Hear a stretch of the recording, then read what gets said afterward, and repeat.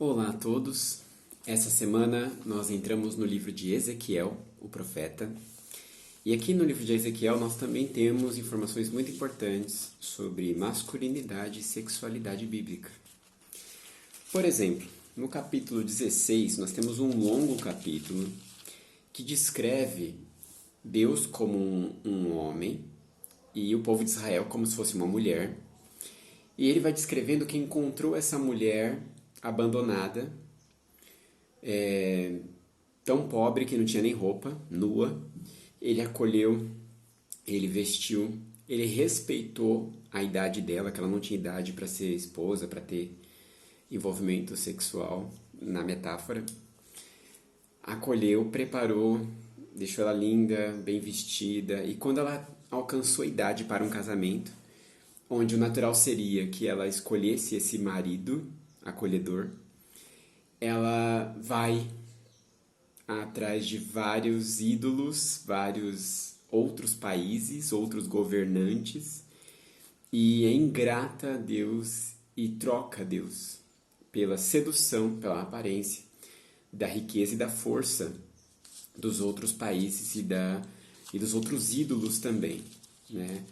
E é claro, é uma metáfora, mas é um capítulo que nos mostra um padrão de comportamento imoral, e isso faz com que a idolatria e a imoralidade andem muito juntas, né? Num padrão de comportamento muito extremamente parecido, de traição, de autossatisfação, de querer usar outros ou usar outras situações para seu próprio benefício, sem se dedicar por amor, sem haver nenhuma entrega de fato, né? Envolvimento real.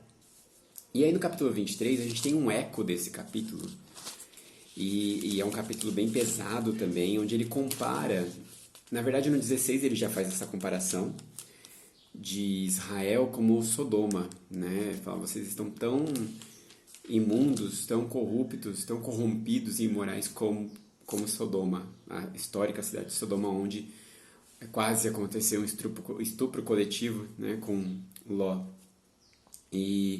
E ainda fala no capítulo 16 que é tão absurdo que eles não se comportam como uma prostituta qualquer. Uma prostituta recebe para ter intimidade com alguém. Eles pagam para ter intimidade, né? Então, quer dizer, é um país que se vendeu, e não só se vendeu, ele pagou para errar, né? Pagou para ver. E aí o capítulo 23, a gente tem outra metáfora em que ele muda o nome de Israel e Judá, mas para falar a mesma coisa, que eles se corromperam de tal forma que parece que eles eram controlados pela lascívia, né? Pelo desejo imoral. E ele está falando da nação, ele está falando da idolatria, mas ele descreve um comportamento praticamente pornográfico, né? De duas irmãs que se atraem pela aparência desses soldados estrangeiros, até faz uma menção explícita ao pênis avantajado deles, da ejaculação como de cavalo. Quer dizer, é uma associação muito próxima mesmo, né? Muito íntima entre imoralidade e idolatria. Como se o idólatra fosse alguém que desejasse com muita intensidade o outro Deus, ou o povo desejando muito ser igual a outra nação, querer se entregar a outra nação, e a imoralidade que tem esse padrão de comportamento, obviamente, né? Da pessoa que busca em todo momento, todo tempo, esse prazer sexual se torna um vício, e ela chega a pagar para ter a intimidade errada com outras pessoas.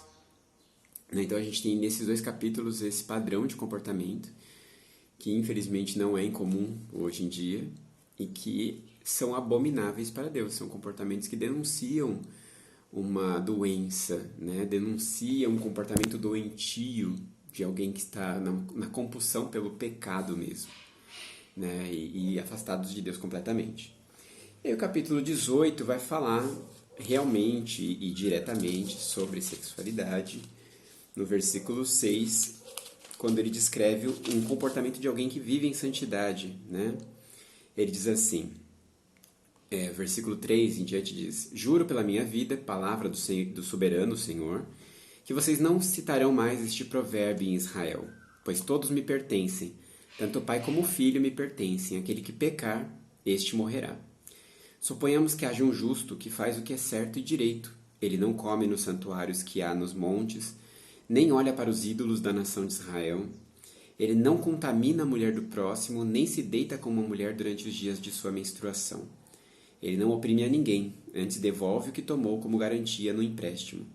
Não comete roubos, antes dá sua comida aos famintos e fornece roupas para os despidos.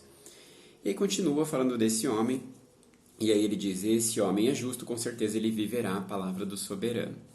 Então, como padrão de santidade, um homem que não cobiça a mulher do próximo, não seduz a mulher do próximo, e nem mesmo com a sua esposa tem intimidades de um jeito que seria considerado profano,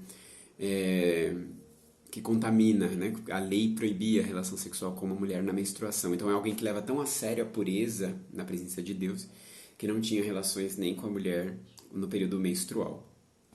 E aí lá no versículo 11, ele vai citar o contrário, a pessoa que não é justa, né? E aí ele fala, suponhamos que esse homem tenha um filho violento que derrama sangue e faz qualquer uma dessas outras coisas, embora o pai não tenha feito nenhuma delas. Ele come nos santuários que há nos montes, contamina a mulher do próximo, oprime os pobres, os necessitados, comete roubos, e aí ele vai descrevendo essa pessoa.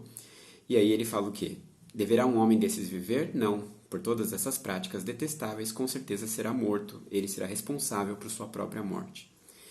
Então, na verdade, o capítulo está falando o seguinte, um pai não justifica um filho, e um pai não condena um filho, e um filho não condena o pai, não justifica o pai. O comportamento do pai será cobrado dele mesmo, e o comportamento do filho será cobrado dele mesmo. Então, como esse capítulo tem bastante informação. Por um lado, a gente está vendo aqui um comportamento que Deus considera santo, que é o de não seduzir a mulher que não é a sua esposa, e mesmo no seu casamento ter relações santas. E ao mesmo tempo ele está nos ensinando uma outra situação que é, pais não determinam o comportamento dos filhos.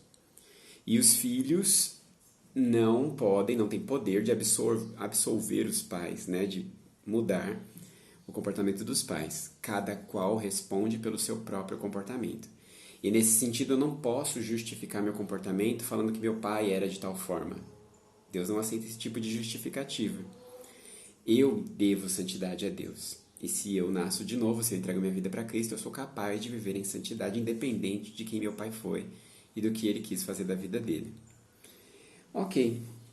Aí no capítulo 22, a gente tem um capítulo sobre os pecados de Jerusalém. E dentro dessa lista tem o versículo 9 que diz assim...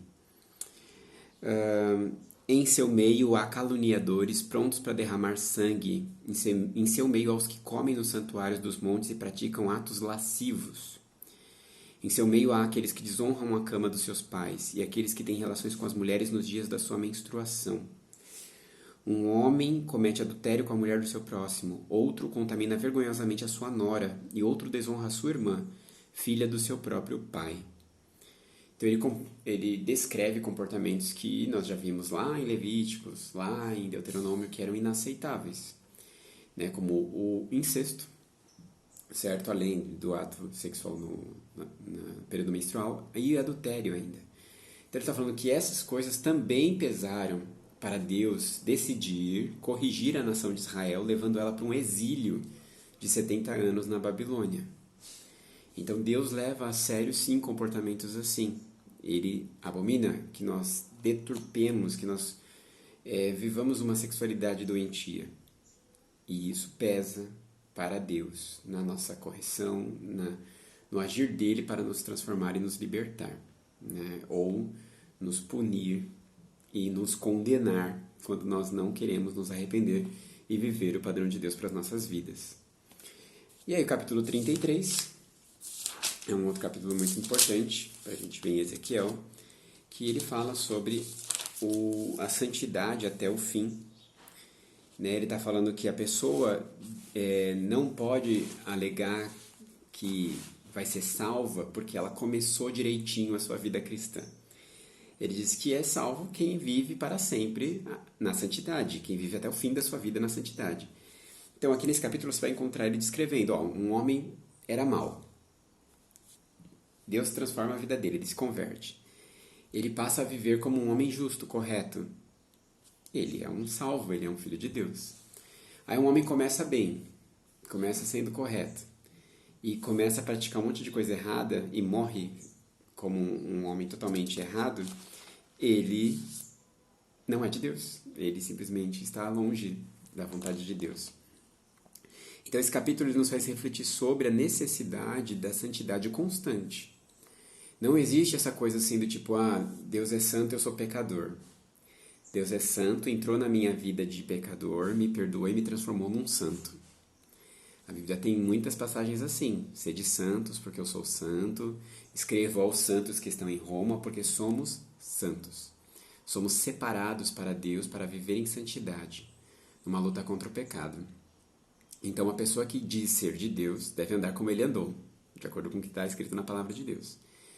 Então, eu não posso ir vivendo na imoralidade achando que está tudo bem. Eu devo romper com a imoralidade e vencer. Eu devo viver essa luta de verdade, intensamente, pela santidade. Então, o capítulo 33 é bom para a gente meditar sobre isso.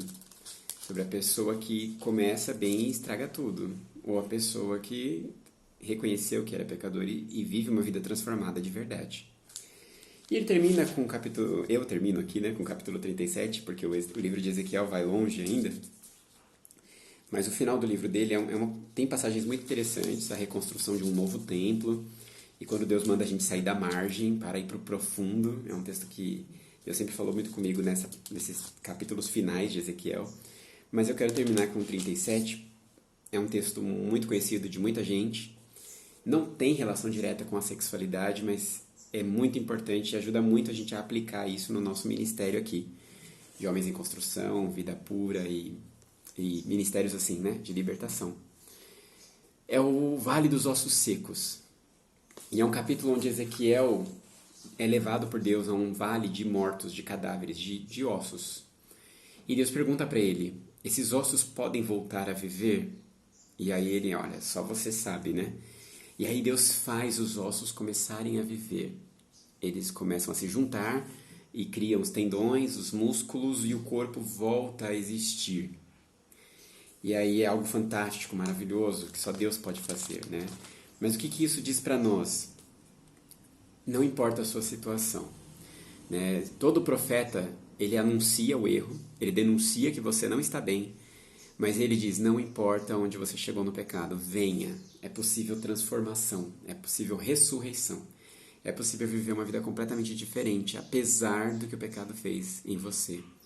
Deus te convida a ser ressuscitado para viver em santidade. Então leia esse capítulo 37 com carinho, com atenção, porque é disso que ele fala.